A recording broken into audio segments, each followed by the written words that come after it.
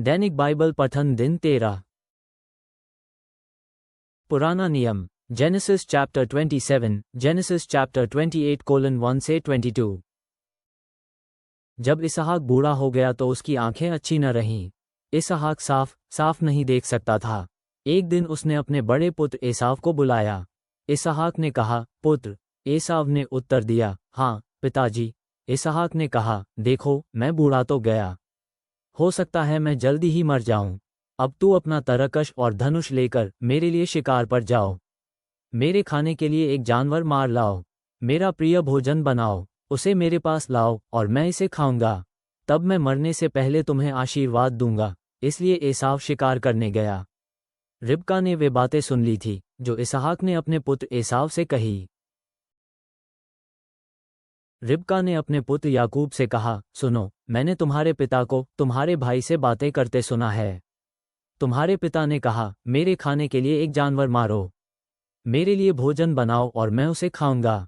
तब मैं मरने से पहले तुमको आशीर्वाद दूंगा। इसलिए पुत्र सुनो, मैं जो कहती हूँ करो। पनी बकरियों के बीच जाओ और 2 नई बकरियां लाओ।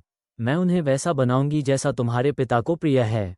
तब तुम वो भोजन अपने पिता के पास ले जाओगे और वह मरने से पहले तुमको ही आशीर्वाद देंगे।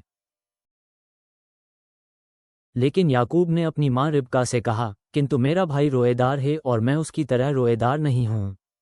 यदि मेरे पिता मुझको छूते हैं, यो जान जाएंगे कि मैं एसाव नहीं हूँ। तब वे मुझे आशीर्वाद नहीं देंगे, वे मुझे शाप देंगे क्योंकि मैंने उनके साथ चाल चलने का प्रयत्न किया। इस पर रिबका ने उससे कहा, यदि कोई परेशानी होगी तो मैं अपना दोष मान लूंगी। जो मैं कहती हूँ करो। जाओ और मेरे लिए बकरियां लाओ। इसलिए याकूब बाहर गया और उसने 2 बकरियों को पकड़ा और अपनी मां के पास लाया। उसकी मां ने इसहाक की पसंद के अनुसार विशेष ढंग से उन्हें पकाया। तब रिबका ने उस पोशाक को उठाया जो उसका बड़ा पुत्र एसाव पहनना पसंद करता था। रिबका ने अपने छोटे पुत्र याकूब को वे कपड़े पहना दिए। रिबका ने बकरियों के चमड़े को लिया और याकूब के हाथों और गले पर बांध दिया। तब रिबका ने अपना पकाया भोजन उठाया और उसे याकूब को दिया। याकूब पिता के पास गया और बोला, पिताजी। और उसके पिता ने पूछा, हाँ पुत्र, तुम कौन हो? याकूब ने अपने पिता से कहा, मैं आपका बड़ा पुत्र एसाव हूँ। आपने जो कहा है मैंने कर दिया है। अब आप बैठें और उन जानवरों को खाएं जिनका शिकार मैंने आपके लिए किया है। तब आप मुझे आशीर्वाद दे सकते हैं। लेकिन इसहाक ने अपने पुत्र से कहा, तुमने इतनी जल्दी शिकार करके जानवरों को कैसे मारा है? याकूब ने उत्तर दिया, क्योंकि आपके परमेश्वर यहोवा ने मुझे जल्दी ही जानवरों को प्राप्त करा दिया। तब इसहाक ने याकूब से कहा, मेरे पुत्र मेरे पास आओ जिससे मैं तुम्हें छू सकूं। यदि मैं तुम्हें छू सकूंगा तो मैं ये जान जाऊंगा कि तुम वास्तव में मेरे पुत्र एसाव ही हो। याकूब अपने पिता इसहाक के पास गया। इसहाक ने उसे छुआ और कहा, तुम्हारी आवाज़ याकूब की आवाज़ जैसी है, लेकिन तुम्हारी बाहें एसाव की रोनेदार बाहों की तरह हैं।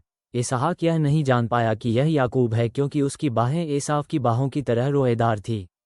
इसलिए इसहाक ने याकूब को आशीर्वाद दिया। इसहाक ने कहा, क्या सचमुच तुम मेरे पुत्र एसाव हो? याकूब ने उत्तर दिया, हाँ मैं हूँ। तब इसहाक ने कहा, भोजन लाओ, मैं इसे खाऊंगा और तुम्हें आशीर्वाद दूंगा। इसलिए याकूब ने उसे भोजन दिया और उसने खाया। याकूब ने उसे दाखमधु दी और उसने उसे पिया। तब इसहाक ने उससे कहा, पुत्र मेरे करीब आओ और मुझे चूमो। इसलिए याकूब अपने पिता के पास गया और उसे चूमा। इसहाक ने एसाव के कब्दों की गंध पाई और उसको आशीर्वाद दिया। इसहाक ने कहा, आहा, मेरे पुत्र की सुगंध यहोवा से वरदान पाए खेतों की सुगंध की तरह है। यहोवा तुम्हें बहुत वर्षा दे, जिससे तुम्हें बहुत फसल और दाखमधु मिले। सभी लोग तुम्हारी सेवा करें, राष्ट्र तुम्हारे सामने झुकें। तुम अपने भाइयों के ऊपर शासक होगे। तुम्हारी माँ के पुत्र तुम्हारे सामने झुकेंगे और तुम्हारी आज्ञा मानेंगे। हर एक व्यक्ति जो तुम्हें शाप देगा शाप पाएगा और हर एक व्यक्ति जो तुम्हें आशीर्वाद देगा आशीर्वाद पाएगा। इसहाक ने याकूब को आशीर्वाद देना पूरा किया। तब ज्यों ही याकूब अपने पिता इसहाक के पास से गया त्यों ही एसाव शिकार करके अंदर आया। एसाव ने अपने पिता की पसंद का विशेष भोजन बनाया। एसाव इसे अपने पिता के पास लाया। उसने अपने पिता से कहा, पिताजी उठें और उस भोजन को खाएं जो आपके पुत्र ने आपके लिए मारा है। तब आप मुझे आशीर्वाद दे सकते हैं। किंतु इसहाक ने उससे कहा, तुम कौन हो? उसने उत्तर दिया, मैं आपका पहलौठा पुत्र एसाव हूँ। तब इसहाक बहुत झल्ला गया और बोला, तब तुम्हारे आने से पहले वह कौन था जिसने भोजन पकाया और जो मेरे पास लाया? मैंने वो सब खाया और उसको आशीर्वाद दिया। अब अपने आशीर्वादों को लौटाने का समय निकल चुका है। एसाव ने अपने पिता की बात सुनी। उसका मन बहुत गुस्से और कड़वाहट से भर गया। वह चीखा। वह अपने पिता से बोला, पिताजी, तब मुझे भी आशीर्वाद दें। इसहाक ने कहा, तुम्हारे भाई ने मुझे धोखा दिया। वह आया और तुम्हारा आशीर्वाद लेकर गया। एसाव ने कहा, उसका नाम ही याकूब चालबाज है। ये नाम उसके लिए ठीक ही है। उसका ये नाम बिल्कुल सही रखा गया है। वह सचमुच में चालबाज है। उसने मुझे 2 बार धोखा दिया। वह पहलौठा होने के मेरे अधिकार को ले ही चुका था और अब उसने मेरे हिस्से के आशीर्वाद को भी ले लिया। क्या आपने मेरे लिए कोई आशीर्वाद बचा रखा है? इसहाक ने जवाब दिया, नहीं, अब बहुत देर हो गई। मैंने याकूब को तुम्हारे ऊपर शासन करने का अधिकार दे दिया है। मैंने ये भी कह दिया कि सभी भाई उसके सेवक होंगे। मैंने उसे बहुत अधिक अन्न और दाखमधु का आशीर्वाद दिया है। पुत्र तुम्हें देने के लिए कुछ नहीं बचा है। किंतु एसाव अपने पिता से मांगता रहा, पिताजी, क्या आपके पास एक भी आशीर्वाद नहीं है? पिताजी, मुझे भी आशीर्वाद दें। यूं एसाव रोने लगा। तब इसहाक ने उससे कहा, तुम अच्छी भूमि पर नहीं रहोगे। तुम्हारे पास बहुत अन्न नहीं होगा। तुम्हें जीने के लिए संघर्ष करना होगा और तुम अपने भाई के दास होगे। किंतु तुम आज़ादी के लिए लड़ोगे और उसके शासन से आज़ाद हो जाओगे। इसके बाद इस आशीर्वाद के कारण एसाव याकूब से घृणा करता रहा।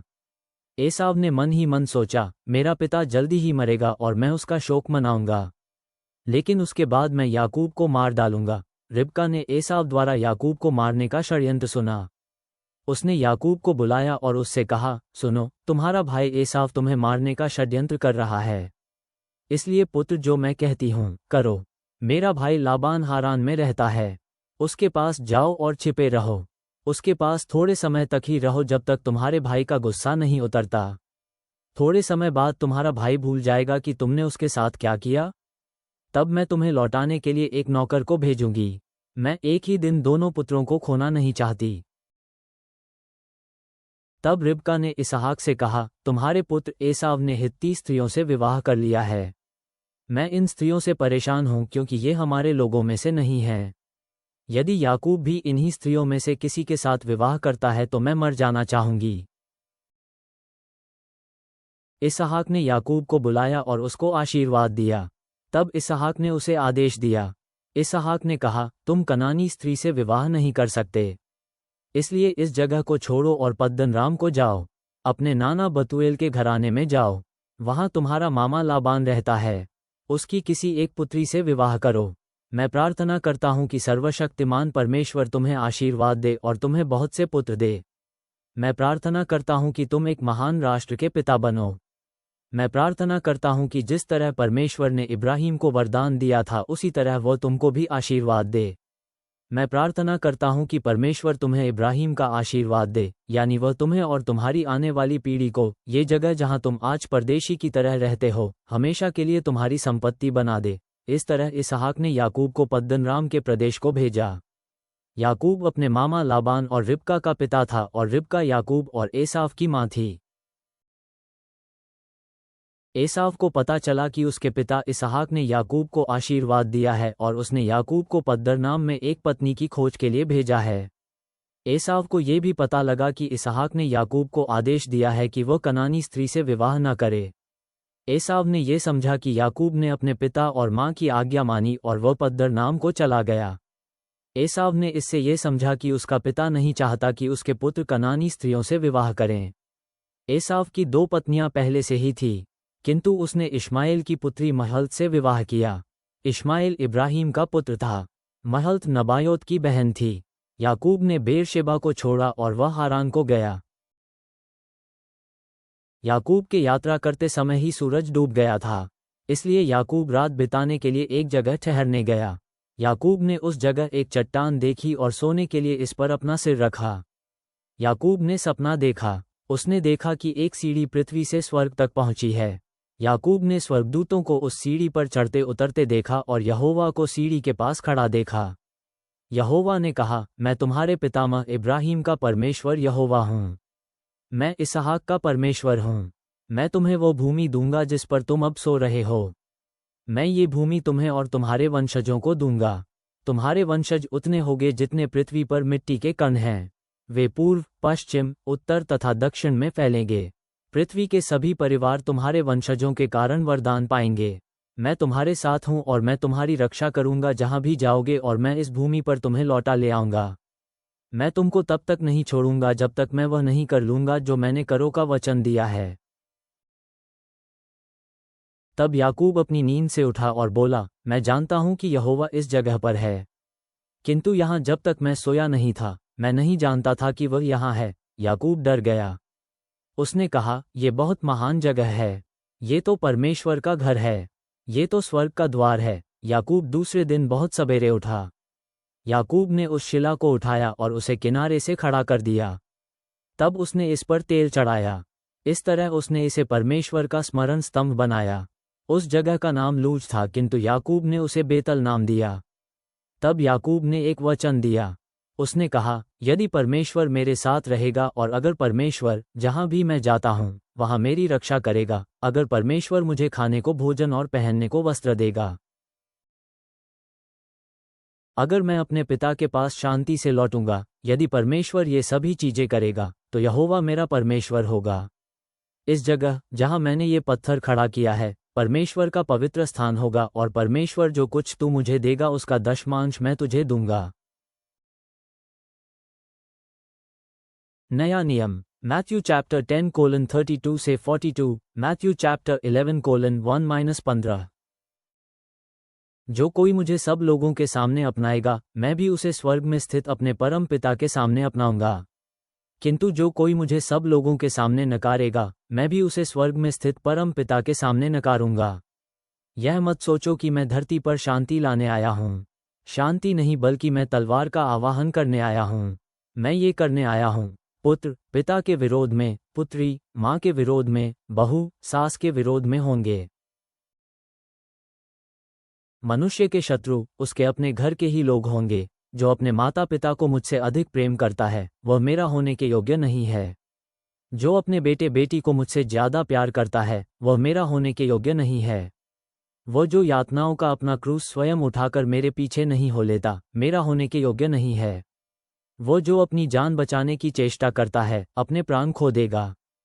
किंतु जो मेरे लिए अपनी जान देगा, वो जीवन पाएगा।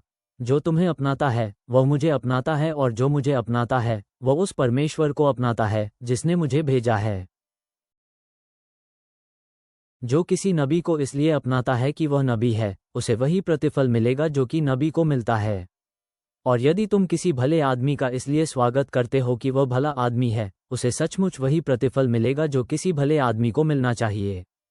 और यदि कोई मेरे इन भोले भाले शिष्यों में से किसी एक को भी इसलिए एक गिलास ठंडा पानी तक दे कि वह मेरा अनुयायी है, तो मैं तुमसे सत्य कहता हूं कि उसे इसका प्रतिफल निश्चय ही बिना मिले नहीं रहेगा। अपने 12 शिष्यों को इस प्रकार समझा चुकने के बाद यीशु वहां से चल पड़ा और गलील प्रदेश के नगरों में उपदेश देता घूमने लगा। यूहन्ना ने जब जेल में यीशु के कामों के बारे में सुना तो उसने अपने शिष्यों के द्वारा संदेश भेजकर पूछा कि क्या तू वही है जो आने वाला था, या हम किसी और आने वाले की बात जोएं? उत्तर देते हुए यीशु ने कहा, जो कुछ तुम सुन रहे हो और देख रहे हो, जाकर यूहन्ना को बताओ कि अंधों को आंखें मिल रही हैं, लूले लंगड़े चल पा रहे हैं, कोढ़ी चंगे हो रहे हैं, बहरे सुन रहे हैं, और मरे हुए जिलाए जा रहे हैं, और दीन दुखियों में सुसमाचार का प्रचार किया जा रहा है। वह धन्य है जो मुझे अपना सकता है। जब यूहन्ना के शिष्य वहां से जा रहे थे तो यीशु भीड़ में लोगों से यूहन्ना के बारे में कहने लगा, तुम लोग इस बियाबान में क्या देखने आए हो?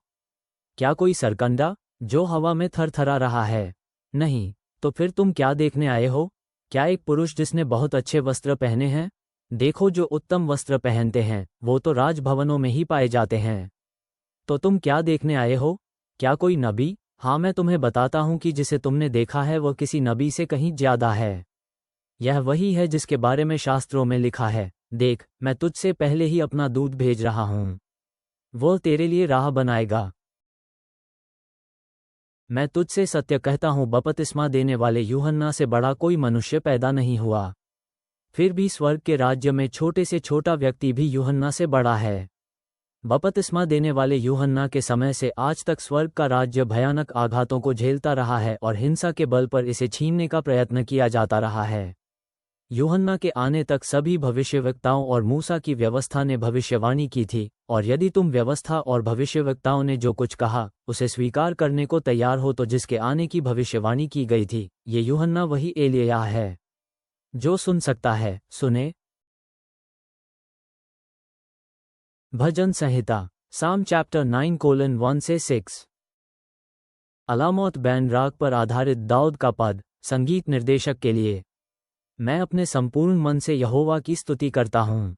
हे यहोवा, तूने जो अद्भुत कर्म किए हैं, मैं उन सब का वर्णन करूँगा। तूने ही मुझे इतना आनंदित बनाया है। हे परम परमेश्वर, मैं तेरे नाम के प्रशंसा गीत गाता हूँ। जब मेरे शत्रु मुझसे पलटकर मेरे विमुख होते हैं, तब परमेश्वर उनका पतन करता और वे नष्ट हो जाते हैं। तू सच्चा न्याय करता है। तू अपने सिंहासन पर न्यायकर्ता के रूप में विराजा।